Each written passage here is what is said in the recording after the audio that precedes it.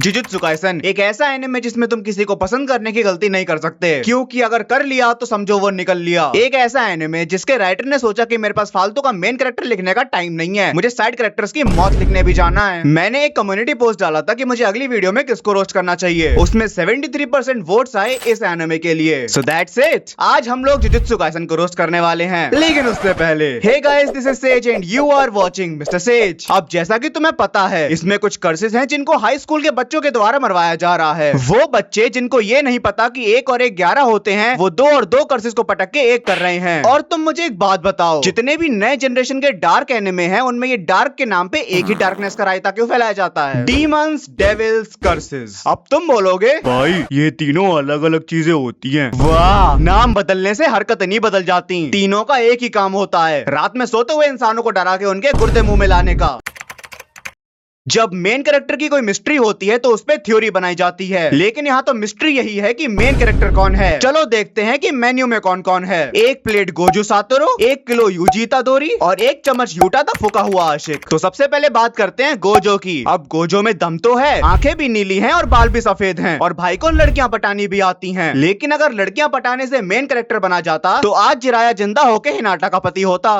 एक रीजन ये भी हो सकता है कि गोजो की फैन गर्ल्स बोलती हैं कि वो काफी स्मार्ट भी है, लेकिन वही बात, मेन कैरेक्टर स्मार्ट थोड़ा ही होता है, वो तो अकल से पैदल होता है। और जैसे जैसे एपिसोड आगे बढ़ते हैं उसकी अकल चप्पल पहन लेती है। मीनवाइल गोजो की अकल तो बचपन से ही घोड़े पे चढ़ी हुई है। और एक फाइनल रीजन, मेन कैरेक्टर का आखिरी एपिसोड तक जिंदा रहना काफी जरूरी होता है, लेकिन ये तो शिबुया में था तो अंदर फंस गया, और बाहर आया तो बीच में से कट गया। तो भाई तू मेन कैरेक्टर बनने का सपना तो भूल ही जा। अब आता है यूजी इतादोरी। ये वो लड़का है जो पैदा भी हॉर्लिक्स पी के हुआ था। ये दीवार को अपने हाथों से तोड़ देता है, और रीजन पूछो तो क्योंकि ये देसी सीमेंट से नहीं बनी थी। भाई के अकॉर्डिंग देसी चीजें बहुत कमाल होती हैं। वेल, हम बात कर रहे थे इसके मेन कैरेक्टर होने की, तो देखा जाए तो इसके पास मेन कैरेक्टर होने की क्या क्या चीजें हैं। बाजुओं में ताकत है, शरीर में लचक है और में दम है। लेकिन अगर ये सब होने से मेन कैरेक्टर बन रहे होते तो जोरो आज गियर 5 में नाच रहा होता। देखो, सिंपल वर्ड्स में बोलूं तो यूजी में इतनी दम नहीं है कि वो मेन कैरेक्टर बन के सुकुना को गीला कर सके।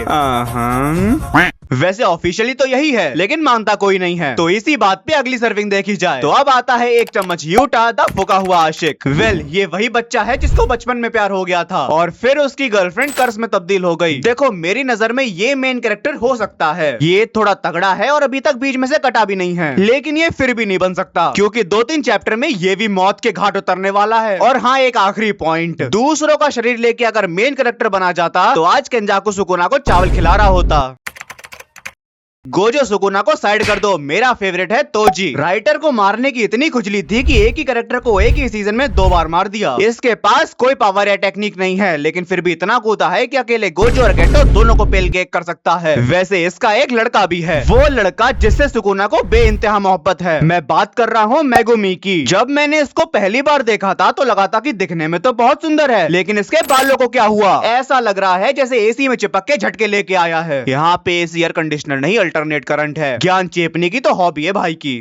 मेगुमी की एक टीममेट भी है जिसका नाम है नोबारा। बाकी सब तो ठीक है, लेकिन इसकी पावर सुनो। इसकी पावर का नाम है घास की गुड़िया की टेक्निक। ये लड़की गलत ही पैदा हो गई है, इसे जेजे के वर्ष में नहीं बेंगाली वर्ष में पैदा होना चाहिए था। नेल पेंट भी काले जादू की लगाती है, प्राणी में छेद करने के लिए गुड़िया में छेद करती है। बंगाली होने के सारे लक्षण मैच हो रहे हैं। वैसे तो बहुत सारे साइड कैरेक्टर्स हैं, लेकिन ये तीनों मुझे काफी पसंद हैं, तो इसलिए अब फाइनली बात करते हैं विलन्स की। जुजुत्सु काइसन के विलन्स ऐसे हैं कि दुनिया की तबाही मचाने का प्लान गया तेल लेने, पहले गोवा का प्लान बनाओ, सस्ते नशे रुकने नहीं चाहिए। वेल, सबसे पहले बात करते हैं गेट्टो की। मुझे लगा था कि इस बंदे में दम है, लेकिन इसको तो यूटा दा फूके हुए आशिकी ने डुबा दिया। ये बंदा गोजो का बेस्ट फ्रेंड भी था और तगड़ा भी था, लेकिन ना ये तोजी को झेल पाया ना यूटा को। लेकिन मरने के बाद इसकी बॉडी को केंजाकू ने चुरा लिया था। केंजाकू एक ऐसा विलन जो लोगों का दिल नहीं पूरा शरीर चुराता है, और ये दिखने में दिमाग जैसा है। जिसके पास दिमाग की कमी होती है ये उसकी खोपड़ी में घुस के उसके शरीर पे हाथ मार लेता है। जिनके पास दिमाग की कमी है तुम उनको अलर्ट कर देना, हो सकता है रात में सोते सोते उन्हें केंजाकू लपेट के चला जाए। अब आता है ये और ये, मुझे ये दोनों कतई नहीं पसंद, तो इनको साइड ही कर दो। ये छोटे मोटे विलन्स तो आते ही रहेंगे। सीधा बात करते हैं सुकुना की, the one who is known as the king of curses. ये बंदा लगी उंगलियों में बिखरा हुआ है, फ्रेंच फ्राइज बनने की ज्यादा ही खुजली है इसको। भाई के पास 20 उंगलियां हैं, everything is double than the usual. Hindi में बोले तो हर चीज दुगनी है भाई के पास। नॉर्मली 2 आंखें होती हैं, भाई के पास 4 हैं। नॉर्मली 1 मुंह होता है, भाई के पास 2 हैं। अच्छा हुआ सुकुना एक आदमी है, वरना 2 मुंह होने का गलत फायदा उठाया जाता। सोचो इसके पास और क्या क्या डबल होगा, तुम खुद समझ जाओ, क्योंकि मैंने बता दिया तो यूट्यूब झेल नहीं पाएगा। सोचो कोई सुकुना से हैंडशेक करने आया है और बेचारे ने कंफ्यूजन में ही हक दिया। समझ ही नहीं आ रहा है कि कौन से हैंड से हैंडशेक किया जाए। इसकी पावर की बात करी जाए तो यह हाथ जोड़ के मंदिर बनाता है और बिना तलवार के स्लैशेस मारता है। सोचो यही डोमेन एक्सपेंशन किचन में खुल जाए तो प्याज काटने पे रोना भी नहीं आएगा।